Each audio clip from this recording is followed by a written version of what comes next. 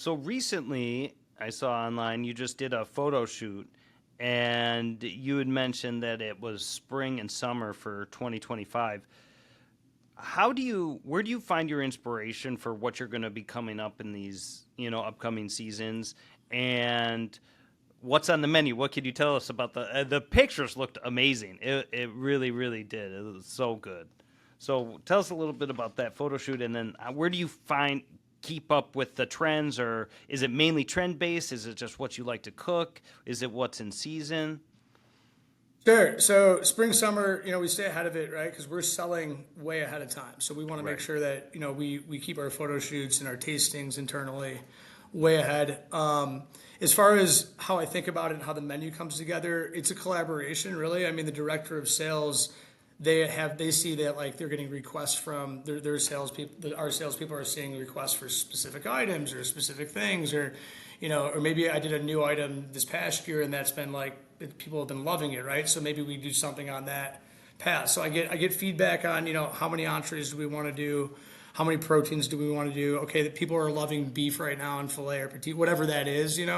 We'll kind of go that path, and that's where the menu process will start for me, and then I'll say, okay, I want to do 5 entrees, two vegan options because vegan's been heavy, gluten free, dairy free, like kind of that hits all the marks, two of those options. So that's kind of where it begins. And this begins, months ago. And then I have about a couple months to kind of get the ideas on paper and start testing out recipes. As far as my inspiration goes, I mean, I try to eat out as much as possible. I try to try new food and new chefs, and I think I get inspired by seeing what other people are doing. Obviously, you take an inspiration from that, and you take the background and the history and what I've learned from the chefs that I've worked for, and come up with your own dish and be inspired by what's going on around you and keeping up with trends. How much do you take into consideration the production of the item? Because a lot of times, well, almost all the time, this is going to be produced, with a separate team offsite. Sure. Sometimes they're not in a professional kitchen; they're in a back room with Right. all the equipment you brought. How much does that come into your thought process when you're developing these menus?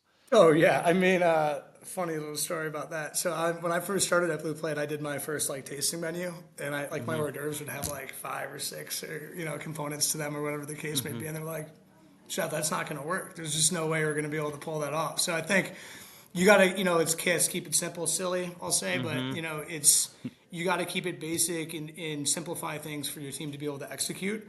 And one of the things that Tony taught me really well was that Italian food in general, Mediterranean, like it's 4 or 5 simple ingredients that are done really well. I mean, I think that's something, Duce, that you guys do so well. Like you make the best brisket in Illinois, hands down. It's there's certain things you keep it simple. You know what you're doing.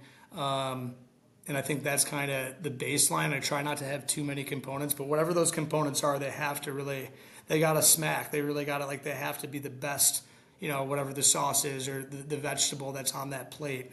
There should be a little bit of a story or a background. It shouldn't be an afterthought. The whole dish needs to come together. So I think that's important. Definitely makes a lot of sense. And that's one thing that I have gone, full circle with, like getting like really creative on different items, and then it just doesn't work. Well, it could work, but the execution on site isn't really what you envisioned.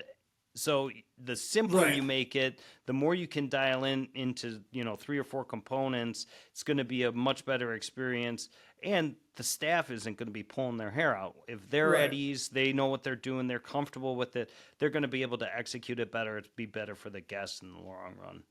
Yeah, no, absolutely. I think, I think that's the biggest thing is it's got to be simple for the team to be able to execute. I think the other thing is like we think about like our plating in general, and just since we're on the menu subject, I think, we talked about like throwing microgreens on a dish. I just like it just makes me cringe when I see a chef like throw some rainbow spectrum on there, and I'm like, well, what is that? So I think microgreens are great, but like at the end of the day, it's like we're doing all right. So I did a new hors d'oeuvre last week on this for the spring summer for next year. So it's a chicken tinga on a tostada, like little mini one biter. Yep. I did pickled red onion because there's cooked onions in tinga obviously, and then instead of putting like micro cilantro on it or cilantro, which micro cilantro would work great, to kind of like upgrade it, enhance it a little bit, we get coriander blossom. So we have the blossoms are growing out of when cilantro is done and being picked, the blossom will come out the top of it. So we pick our own on our rooftop garden. And when we're doing an event for 1,000, obviously I can't keep up with that. So I can source coriander blossom locally, which is great. But for me, like it's about seasonality, and it's about keeping things like, we do a lot of volume. So if I can buy locally from people, to reduce our carbon footprint, we have a huge opportunity to kind of put our footprint, on the future. I mean, we both have kids, and like what's going to happen in 30 years, and what's going on with supply and demand and all of that. But if we can source locally, I think that's so important. And also, like, I mean, an apple from Southeast Michigan, pretty much right now into through October and November, like that's the best apple you can get, an heirloom tomato in June. Like, let's keep it simple, Right. No, that makes a lot of sense.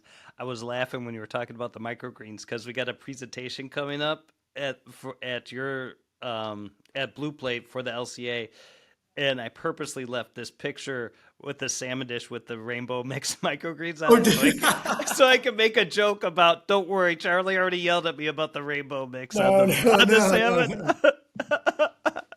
It's gonna be great. Well, let's talk about that because you talked about sustainability. I know one place that we've both visited that's really cool is the 4-star mushrooms, and something that's, we talk about what's on trend. They have these unbelievable mushrooms there, specifically the lion's mane mushrooms. Can you talk a little bit about your relationship with 4-star, and then also that whole mushroom station you came up with? Talk us through that. Yeah, sure. So I met Joe Weber, who's the founder of 4-Star Mushrooms, him and Sean, and just a really smart guy. Like, we just started talking. I'm just like, this guy is really smart, and we talk about sustainability. I mean, what they're doing they're 8 blocks from us, down the street. So talk about reducing our carbon footprint. But yeah, I mean, he's just a really smart guy. They're doing things really sustainable. We actually even use their compost in our garden, the mushroom compost, and so it's reused. And so it's really full circle that what they have going on over there. If whoever, if you're watching this, you should go get a tour over there. I mean, it's one of the coolest facilities that you'll ever see. But I mean, so we thought about, we talked about vegan and vegetarian, and lion's mane is a new superfood. I mean, it's great for the brain. You're seeing people put it like capsules in the morning or in their coffee, and so it's definitely blowing up. And so we talk about staying ahead of trends. And so about a year and a half ago, our sous chef and we came up with this lion's mane mushroom station. And so it's blue oyster mushrooms, and then we did 2 different lion's mane dishes. One of them was a lion's mane creme brulee, so that's something a little out of the box and different. You get the sweet and savory to it. We dehydrated the extra leftover mushrooms, turned them into like a dirt, took crushed up Oreos for a little sweetness, put that as like the dirt on top, and then edible flowers, and so just like fun stuff like that. The other one's the lion's mane mushroom sandwich, and we talk about like, some people are like, mushrooms, like, I don't want to eat that. I'm not interested in that. But so we take the lion's mane, and basically made it taste like smoked turkey breast. We smoked it, soaked it in koji, so umami, lemongrass, ginger, soy flavors essentially, and then roasted it to kind of dry it out. So you kind of had that turkey breast texture to it. Did you kind of press it too when you were pressed it down to get those juices out of it, and then basically it's house-made focaccia that we used to make at Terza Piano and Cafe Spiaggia. And so house-made rosemary, sea salt focaccia, black truffle aioli, wild arugula with a touch of lemon, and manchego, your sheep's milk cheese from Spain. So I mean, it was such a tasty item. I did it last week at the old post office on the rooftop for like a VIP party for 20. I did the little station. I was out there. Unfortunately, like the wind picked up, so the flowers are blowing off. So I was like picking the stems. But outside of that, people were like just blown away by it, and it's we've had it for about a year now, and once we get someone to like see it and we sell it, they love it. It's just like, right. You got to get them to try it. You got to kind of get people excited to try it, and so it's like the Alabama chicken. People are scared of it with the white sauce, but after they try it, they're like, "What is this? This is amazing!" Why would I ever eat any other barbecue sauce again? Right? Yeah.